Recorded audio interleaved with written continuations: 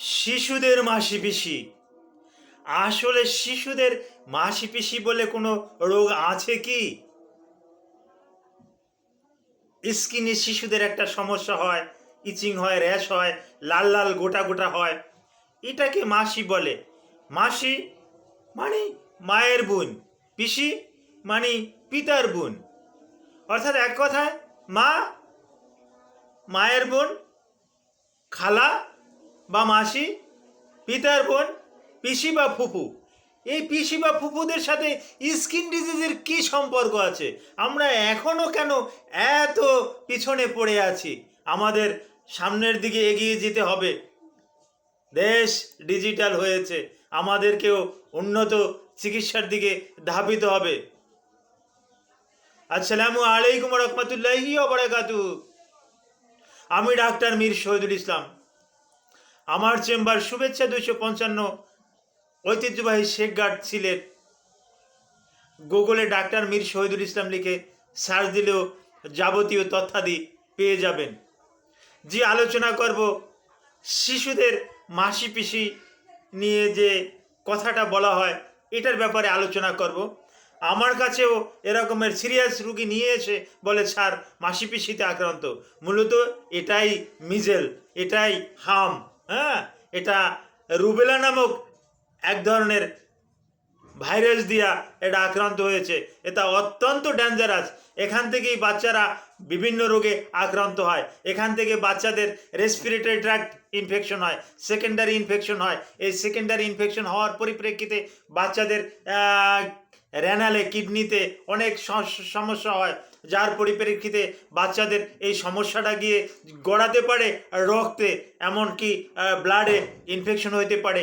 ব্লাডের white blood কার্পার শিশুদের 15,000-এর অধিক চলে যায়, তখন শিশুকে আইসিইউতেও পর্যন্ত ভর্তি করা লাগতে পারে, শুধু এই মাসিপিসি খাতিরে। যে মাসিপিসি হয়েছে এটা নিয়ে টেনশনের কোনো কারণ নাই। এই তো বাচ্চার গায়ের যে ছাটটা, এটা ওই মাসির ছাটের সাথে একত্র করে রাখো, এটাই কিন্তু চলে আসছে। বাচ্চার গায়ের যে ছাটটা, মাসি তো এখন আসে নাই। হ্যাঁ, সে তো তার স্বামীর বাড়িতে। তো এই সুযোগে পিসি তো বাড়িতে আছে, মানে ফুপু তো বাড়ি আছে। ওই ফুপুর শার্টের সাথে একটু অ্যাডজাস্ট করে নাও, তাহলে এই মাসি পিসি ভালো ভালো হয়ে যাবে। এটা কিন্তু চিকিৎসা বিজ্ঞান কিন্তু এটা বলে না।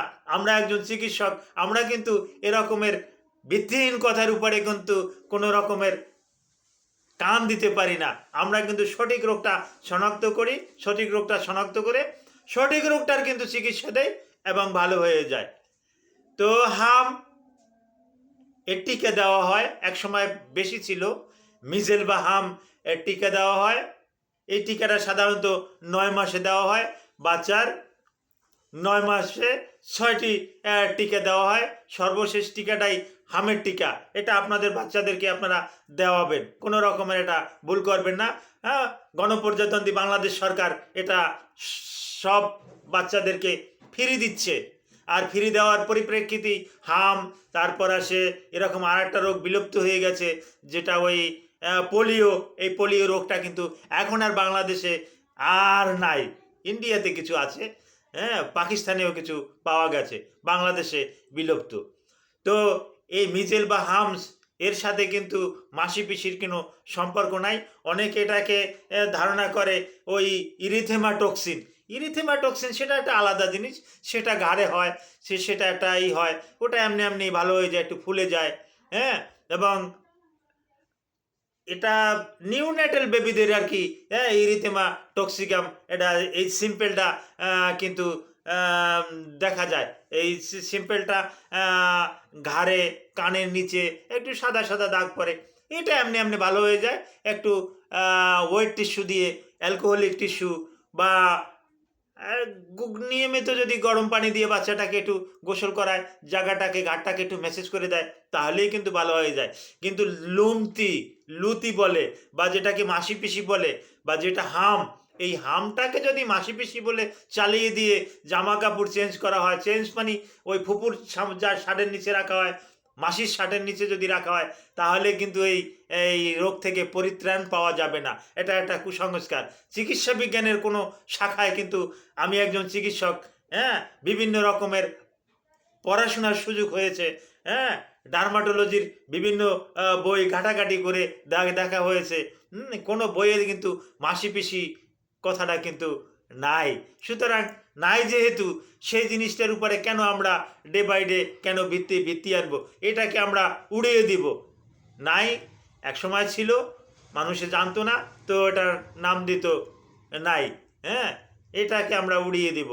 মানুষের একসময় স্ট্রোক করতো, স্ট্রোকটা তো বুঝতো না, তো যার কারণে এটার বিভিন্ন নাম দিত। এই নামগুলো শুনতে খারাপ শোনা যায়, যার জন্য এই স্ট্রোকের নামগুলো আমি আর বলতেছি না। হ্যাঁ, যে এই রকমের স্ট্রোক করার পর মারা যেত, তখন সিটি স্ক্যান ছিল না, এমআরআই ছিল না, যার পরিপ্রেক্ষিতে ভালো মানের নিউরোলজির ছিল না। কি আর করণীয় ছিল? তাকে কিছু কিছু খারাপ খারাপ নাম আমার মুখ দিয়ে আসছে না, এরকমের নাম বলে তাদেরকে বিদায় দিয়ে দিত। যাক, এক কথায় আর একটা কথা চলে আসে, এটা সম্পূর্ণরূপে মিজেল বা হামস, এটা মাসিপিসির কোনো অংশ নয়। হ্যাঁ, এটা একটা লুমতির কোনো অংশ নয়, লুতির কোনো অংশ নয়। এর ভালো চিকিৎসা আছে, এর অ্যান্টিভাইরাল চিকিৎসা আছে। বিশেষ করে আমাদের কাছে নিয়ে আসলে বাচ্চাদেরকে ট্রপিক্যাল কিছু ওয়াইনম্যান ক্রিম দিয়ে থাকি। যেমন অ্যাসাইক্লোভির নামে একটা ড্রাগ আছে, এই অ্যাসাইক্লোভির দিয়ে থাকি। আরও কিছু ড্রাগ আছে, এটা দিয়ে থাকি। সেকেন্ডারি ইনফেকশন যাতে না হয়, ওই রেসপিরেটরি ট্র্যাক্ট ইনফেকশন যাতে না হয়, হ্যাঁ, সিওপিডি যাতে না হয়, অ্যাজমাটিক সিমটম যাতে না হয়, কিডনির কোনো সমস্যা যাতে না হয়, এর পরিপ্রেক্ষিতে আমরা বাচ্চাদের রোগীর ধরন বুঝে বাচ্চাকে কিছু অ্যান্টিবায়োটিক সাজেশন করে থাকি, যাতে বাচ্চা সেপসিস বা রক্তের ইনফেকশনের মতন বড় ধরনের গুরুতর কোনো সমস্যায় যেতে না পারে, আগেভাগেই তার প্রোটেক্টেড আমরা দিয়ে থাকি। তো আপনার বাচ্চারও এরকমের যদি লুমতি বা হাম বা মিজেল বা এই রুবেলা ভাইরাস দ্বারা আক্রান্ত, শরীরে লাল লাল গোটা গোটা চাকা চাকা এরকম হয়, এমনিই তো বাচ্চার অস্থির লাগতে আছে, এমতো অবস্থায় কোনো রকমের কুসংস্কারের সাথে জড়িত থাকবেন না। আপনি যত দ্রুত সম্ভব একজন পেডিয়াট্রিক স্পেশালিস্টের কাছে চলে যান। পেডিয়াট্রিক স্পেশালিস্ট আপনার বাচ্চাটাকে দেখে শুনে অত্যন্ত যত্ন সহকারে আপনাকে সাজেশন দিবে। ওই সাজেশন অনুযায়ী যদি আপনি চলতে পারেন, ওই সাজেশন অনুযায়ী যদি আপনি ঔষধ খাওয়াতে পারেন, আপনার বাচ্চাটা অতি দ্রুত সুস্থ হয়ে যাবে। এবং সেকেন্ডারি যে ইনফেকশন, এই সেকেন্ডারি ইনফেকশনের হাত থেকে কিন্তু বাচ্চাটাকে রক্ষা করতে পারবেন। আর কুসংস্কারে আপনি ডুবে যাবেন, আপনার বাচ্চা সেপসিস অর্থাৎ ব্লাড ইনফেকশন সহ আরও ভয়ানক রোগে আক্রান্ত হয়ে দুনিয়া থেকে চিরবিদায়ও নিতে পারে। এটাকে কোনো রকমের অবহেলা করবেন না। Thank you all.